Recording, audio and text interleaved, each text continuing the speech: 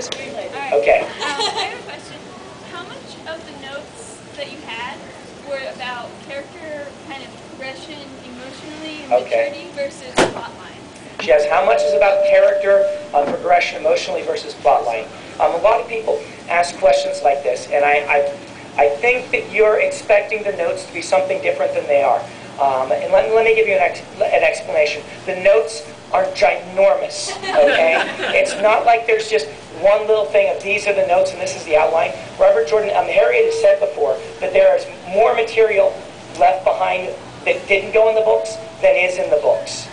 And a lot of that is our notes about characters. There'll be different files on each character, and those are separate from the files on different plots, and those are separate from the files on things that might happen, and those are separate from the files about objects and how they relate to things, and those are separate from the files about prophecies. I mean, you're talking stacks and stacks and stacks. I mean, it takes 2 full-time assistants to search through this stuff for me.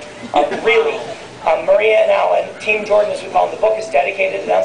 One of their big jobs is to search through all this stuff and find me. Because I have the notes that are specific to book 12. But those are not the only notes. And so the answer is yes, there are notes about everything. You can open up the characters file and they'll list things. There are even things in there that the characters he was thinking of having them do that he decided not to do.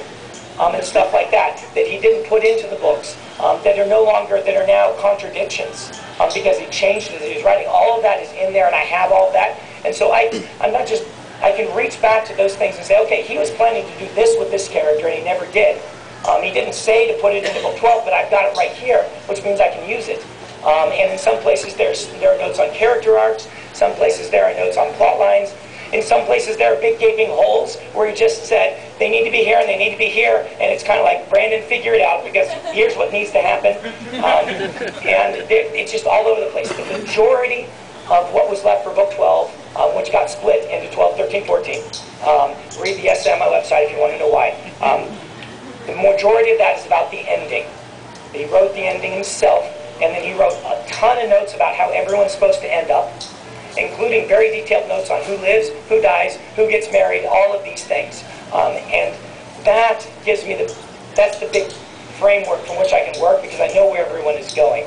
There are very few people that I have to guess anything on or decide on my own. I mean, there's a lot of writing to do in the middle, but I know where I'm going. Okay? Yeah. Okay? All right. Very good.